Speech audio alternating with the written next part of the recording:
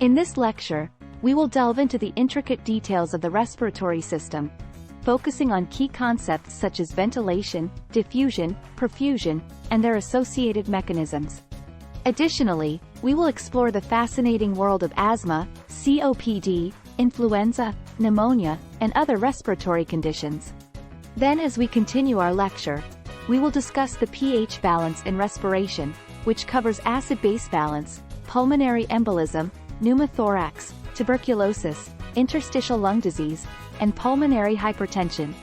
Let's begin our journey into the realm of respiratory physiology. Ventilation, diffusion, and perfusion. Ventilation refers to the flow of gases in and out of the alveoli, ensuring a vital exchange of oxygen and carbon dioxide. Pulmonary ventilation involves the exchange of gases between the atmosphere and the lungs, facilitating the entry of oxygen and the removal of carbon dioxide. Alveolar ventilation, on the other hand, pertains to the exchange of gases within the alveoli and respiratory bronchioles, ensuring efficient gas transport. Perfusion, another essential component, involves the flow of blood into adjacent capillaries, which facilitates the exchange of gases between the alveoli and pulmonary capillaries. Diffusion represents the transfer of gases across the alveolar capillary membrane, enabling the movement of oxygen and carbon dioxide to and from the bloodstream. Shunting and hemoglobin oxygen carrying capacity. Shunting refers to the situation where blood bypasses the alveoli without undergoing proper oxygenation due to various physiological causes. Hemoglobin, the oxygen-carrying molecule in red blood cells, plays a pivotal role in ensuring efficient oxygen delivery to tissues throughout the body. Understanding the structures of the alveoli, as well as the role of surfactant in reducing surface tension, contributes to a comprehensive comprehension of respiratory physiology. Asthma. Asthma is a chronic respiratory condition characterized by airway inflammation, bronchoconstriction, and increased mucus production. Understanding the pathophysiology of asthma enables us to comprehend the underlying mechanisms and identify potential therapeutic interventions. Asthma can be triggered by various factors, such as allergens, exercise, respiratory infections, and irritants. Distinguishing between persistent, acute, and intermittent asthma helps tailor treatment plans to individual patient needs. Treatment of asthma. Medications play a crucial role in managing asthma symptoms and preventing exacerbations. Short-acting bronchodilators, like albuterol, provide immediate relief by relaxing the airway smooth muscles. Long-acting bronchodilators, such as salmeterol, offer sustained bronchodilation and are often used in combination with inhaled steroids. Inhaled steroids, like beclomethasone, reduce airway inflammation and are essential in long-term asthma management. COPD. Chronic obstructive pulmonary disease, COPD, is a progressive lung disease characterized by persistent airflow limitation. The pathophysiology of COPD involves chronic inflammation, airway remodeling, and increased mucus production. Compensatory mechanisms, such as increased respiratory drive and lung hyperinflation, develop to maintain oxygenation. Emphysema and chronic bronchitis are two main subtypes of COPD, each with distinct pathophysiological mechanisms and clinical manifestations. Influenza.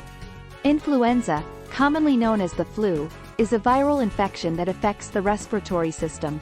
Understanding the pathophysiology of influenza aids in comprehending how the virus spreads and causes symptoms. Clinical manifestations of influenza include fever, cough, sore throat, body aches, fatigue, and respiratory distress. Elderly individuals are particularly vulnerable to severe complications from influenza, and special considerations should be taken into account when managing their care. Pneumonia. Pneumonia is an infection that inflames the air sacs in one or both lungs, causing symptoms such as cough, fever, chest pain, and difficulty breathing. Understanding the different types of pneumonia, such as community-acquired, hospital-acquired, and aspiration pneumonia, helps guide appropriate treatment strategies. Various bacteria, including Streptococcus pneumoniae and Haemophilus influenzae, are commonly associated with pneumonia. Elderly individuals may present with atypical symptoms, and special considerations regarding their care should be taken into account. Interstitial lung disease. Interstitial lung disease, ILD, refers to a group of lung disorders characterized by inflammation and scarring of the lung tissue.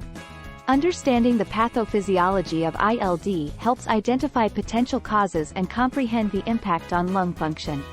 Complications of ILD may include progressive respiratory failure, pulmonary hypertension, and respiratory infections. Pulmonary hypertension.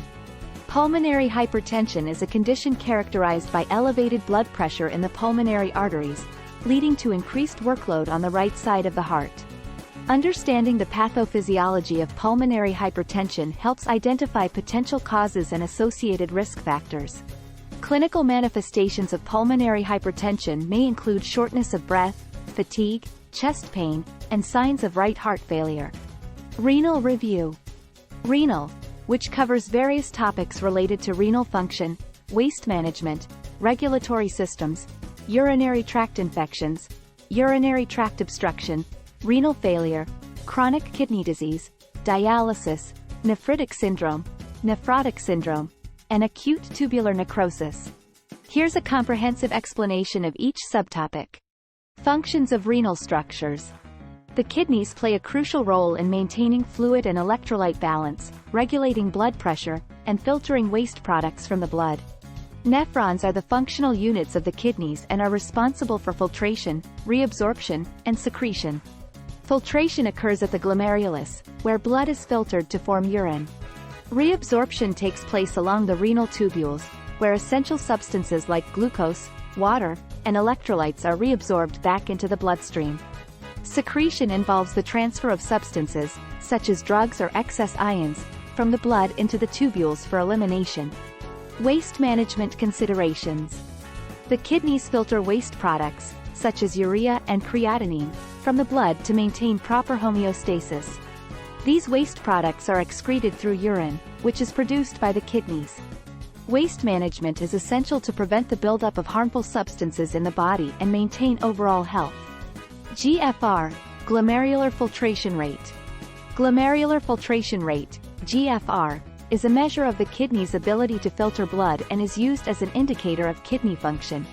GFR is influenced by factors such as blood pressure, blood flow to the kidneys, and the integrity of the glomerular filtration membrane. A decreased GFR may indicate impaired kidney function and can be a sign of renal disease. Regulatory systems. The kidneys are regulated by various systems, including the renin-angiotensin-aldosterone system, RAS, and the antidiuretic hormone, ADH, system. These systems help maintain blood pressure, electrolyte balance, and fluid homeostasis. The RAS system regulates blood pressure by constricting blood vessels and increasing fluid retention, while ADH controls water reabsorption in the kidneys. Urinary tract infections, UTIs. UTIs can occur in the upper or lower urinary tract and are commonly caused by bacteria, such as Escherichia coli. Upper UTIs involve the kidneys and ureters, while lower UTIs affect the bladder and urethra. Clinical manifestations may include frequent urination, pain or burning during urination, cloudy or bloody urine, and lower abdominal pain. Treatment typically involves antibiotics targeted at the specific bacteria causing the infection. Let's move on to discussing urinary tract obstruction. Urinary tract obstruction. Urinary tract obstruction occurs when there is a blockage in the urinary system that hinders the normal flow of urine. The blockage can occur at any level of the urinary tract, including the kidneys, ureters, bladder, or urethra. The pathophysiology of urinary tract obstruction can be due to various causes, such as kidney stones, tumors, strictures, or congenital abnormalities. Clinical manifestations of urinary tract obstruction may include decreased urine output, flank pain, urinary urgency or frequency, and signs of kidney dysfunction, e.g., elevated creatinine levels. Complications of untreated or severe urinary tract obstruction can lead to kidney damage, hydronephrosis, enlargement of the kidneys, or urinary tract infections. Let's move on to discussing chronic kidney disease.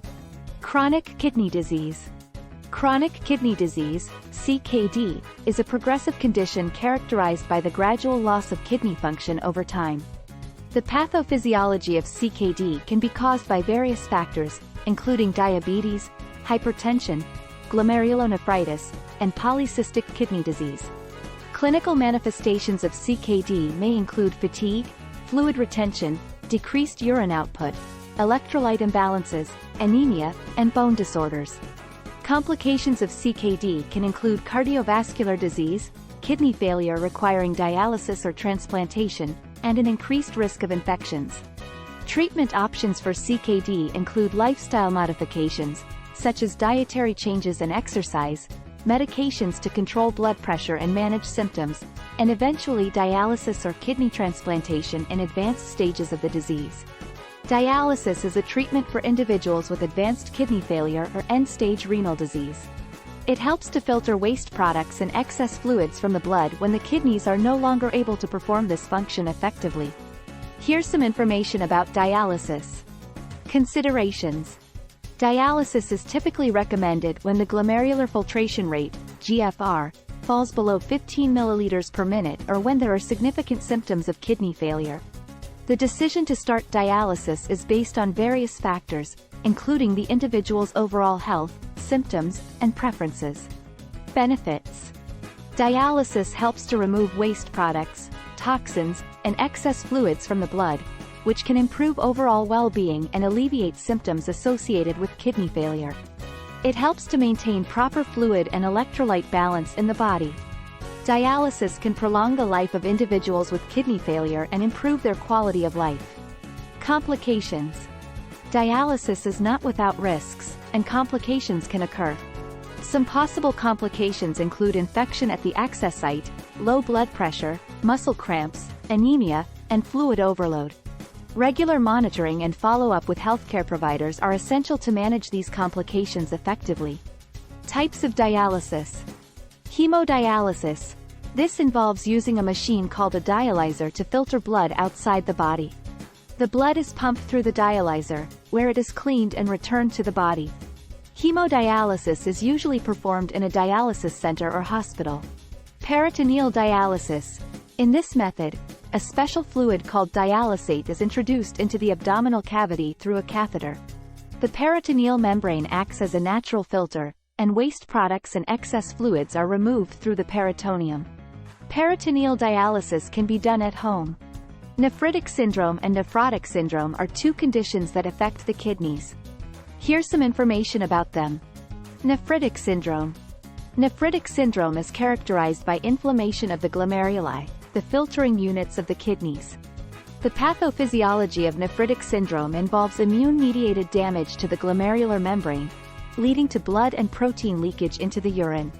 Clinical manifestations of nephritic syndrome include hematuria, blood in the urine, proteinuria, excess protein in the urine, hypertension, and decreased urine output.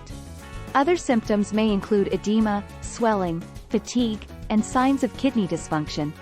Nephrotic syndrome. Nephrotic syndrome is characterized by increased permeability of the glomerular membrane, causing excessive protein loss in the urine. The pathophysiology of nephrotic syndrome involves damage to the glomerular basement membrane, leading to proteinuria. Clinical manifestations of nephrotic syndrome include heavy proteinuria, hypoalbuminemia, low levels of albumin in the blood, edema, and hyperlipidemia, high levels of lipids in the blood. Other symptoms may include fatigue, weight gain, and susceptibility to infections. Acute tubular necrosis, ATN. In acute tubular necrosis, ATN, the renal tubules suffer from ischemic or toxic injury, leading to cell death and impaired function. Ischemic ATN occurs due to a lack of blood flow to the kidneys, often caused by conditions like low blood pressure, severe dehydration, or kidney artery blockage.